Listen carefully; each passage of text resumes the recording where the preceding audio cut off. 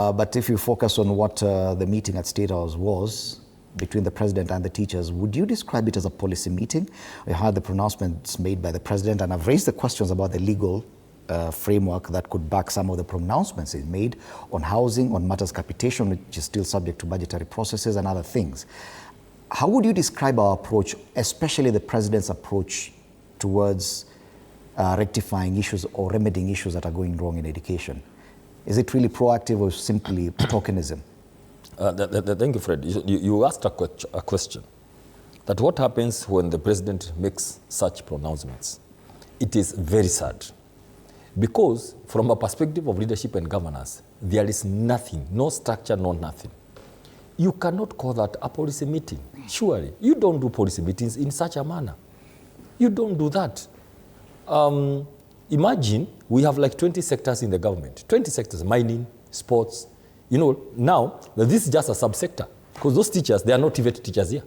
There are no university lecturers here. That is just one sector. We don't have ECD.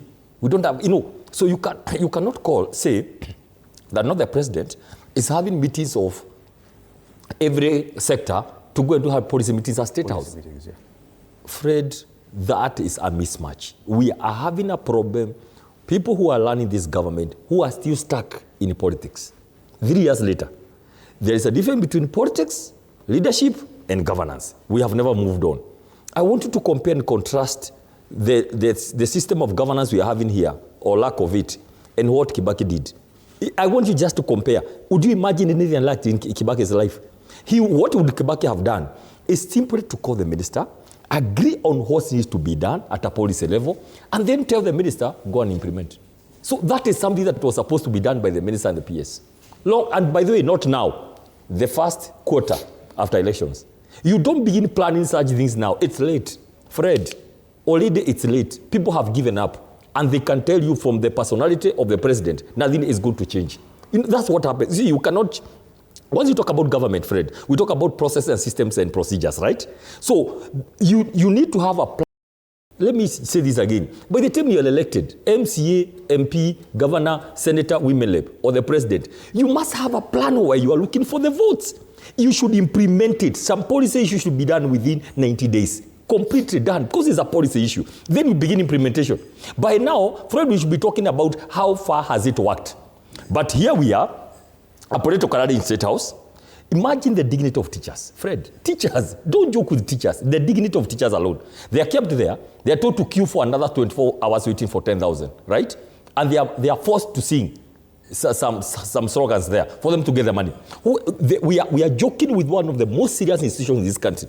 All governments in the world exist to do 3 things: education, health, and security. Now we are failing one of the major. Now look at this. Look at the statistics. The 50,000 ghost learners, this scandal came out about a month ago, if you remember, from the Auditor General. It's not the ministry who said it. It's the Auditor General who flagged up this. 14 years, if I remember well, we were here with you, for the last 14 years. So what we expected, Fred, before they talk about audit, anybody who was involved in this money, from the PS, from the minister then, the PS should by now be out of work. Berio Kipsang should be out.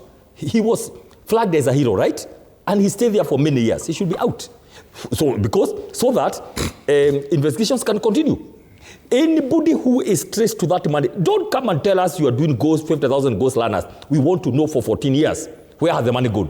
That's what's important. But now, we don't want to be massaged. Oh, we can't account for 50,000. You are telling us that you've been in this country. People who are responsible should be in the dock, number one. Number two, 1 billion should be recovered. People should go home. But we are not serious about anything. Fred, we are not serious about these ghost things because we know who took the money. And we actually trying to find out whether these schools were used for the 2022 general elections. Because most likely they were used to rig elections and all that. The other issue, Fred, quickly, is that because we are not serious about corruption, about anything, then something else happens. This morning, we woke up to the news. First-year students reported. You saw a video.